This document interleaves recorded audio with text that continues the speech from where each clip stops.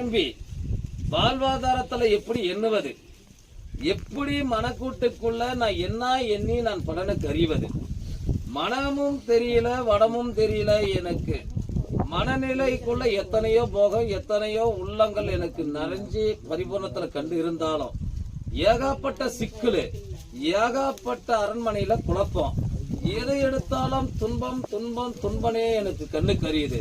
எதுவுமே இன்பத்துக்கு காண மாட்டேனுது.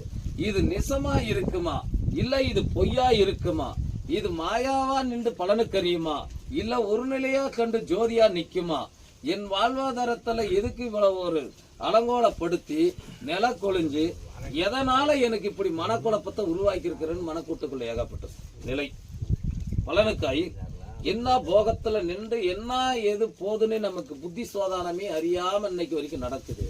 பலனுக்கு அறியுது. இதை எப்படி நம்ம கடைபிடிச்சு இப்படி இதுல எப்படி மேம் நோக்கி போவோம், எப்படி இதில் நிலையா கொண்டு நிரப்பி நம்ம பலனுக்கு அறிஞ்ச கணக்குடான்னு எண்ணி வந்திருக்கிற கணக்கப்பா எப்பா பலனுக்கு ஆகட்டும்.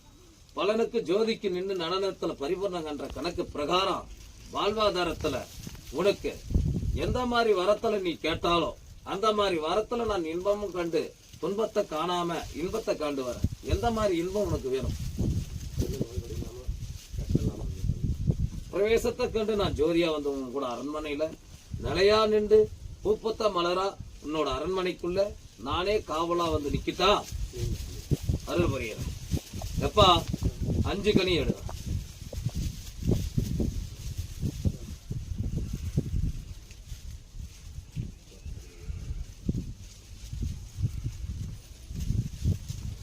நல்லா கொடுத்தீங்க.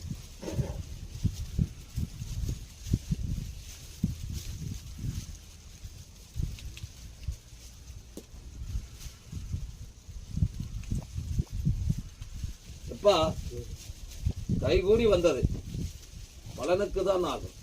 சரியா? என் கால் பாதத்துல இருக்கிறது, மனக்குழுப்பத்துல இருக்கிறது இருக்கட்டும். என்ன வடம்